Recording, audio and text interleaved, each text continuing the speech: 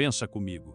Jesus realizou dezenas de milagres, curou cegos, ressuscitou mortos, multiplicou o pão, acalmou tempestades. Música, isso você sabe.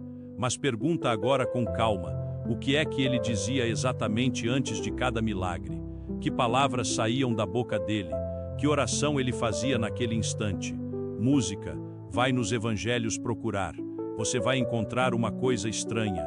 Os textos dizem, ele curou, ele ressuscitou, ele multiplicou, mas raríssimas vezes mostram as palavras exatas.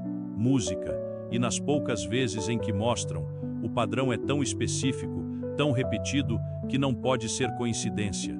Existia uma oração, existia um método, e a maior parte dele foi cortada da Bíblia que você lê hoje, não por acidente e por decisão.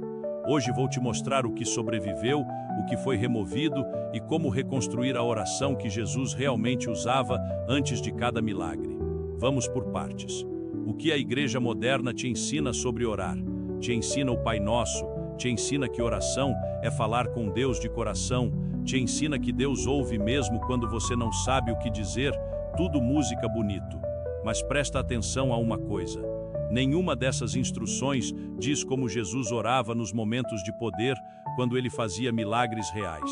E os evangelhos canônicos preservam 3 momentos cirúrgicos, onde você pode ver a oração de Jesus a funcionar em tempo real. O primeiro está em Marcos, capítulo 7, versículo 34. Jesus encontra um homem surdo e mudo. Música, olha para o homem, põe os dedos nos ouvidos dele, cospe, toca na língua dele. E aqui é música o detalhe que ninguém te explicou. Repara no que o texto diz exatamente. Ergueu os olhos para o céu, suspirou profundamente e música disse uma só palavra, em aramaico, não em grego, não traduzida. A palavra é fata, que significa abre-te. O segundo momento está em Marcos 5, música uma menina morta. Jesus entra no quarto, pega na mão dela, olha para ela, diz outra palavra em aramaico, talcum, música menina levanta e a menina levanta.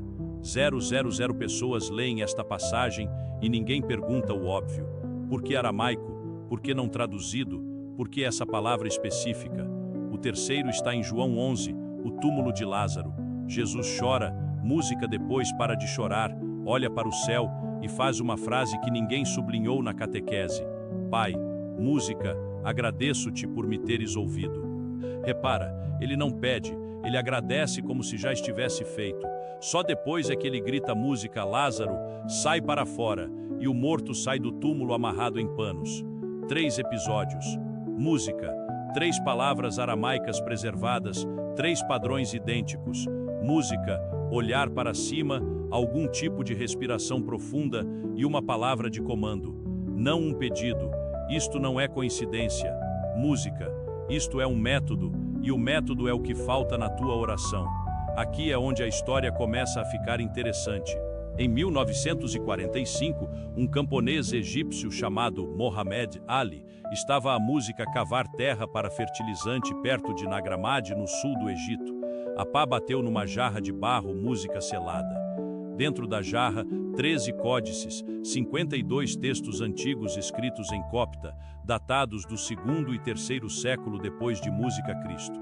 Eram livros que a igreja oficial tinha mandado destruir 1600 anos antes.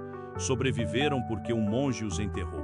Entre esses textos estava um chamado à oração do apóstolo Paulo, outro chamado à oração de ação de graças, e outros mostram orações longas, invocações específicas, palavras de poder em copta e em aramaico.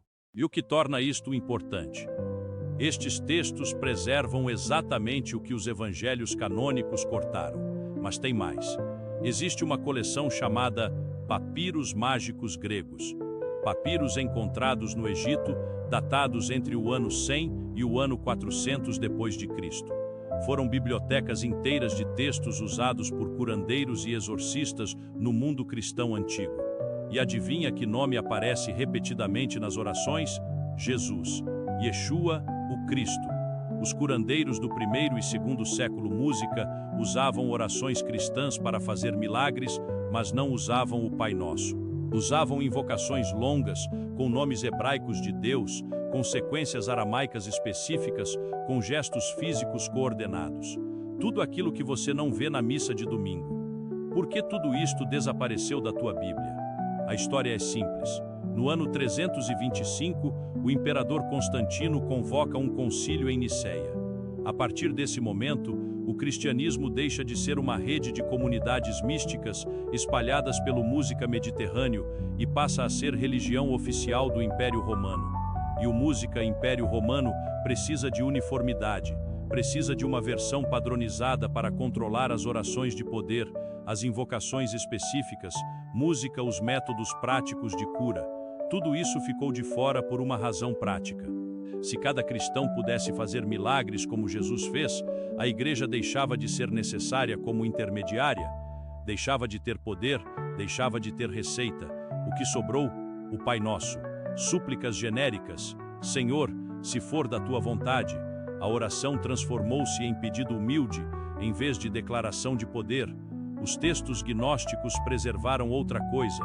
Preservaram que a oração de Jesus não era pedido a um Deus distante no céu. Era um método específico, repetível, com componentes técnicos e reconstruído a partir das pistas que sobreviveram nos evangelhos canônicos, mais as fontes apócrifas, mais os papiros mágicos. Este é o método. Primeiro, olhar para cima, reconhecer a fonte, não como um Deus separado de você lá longe no céu, música, mas como o Pai dentro de você.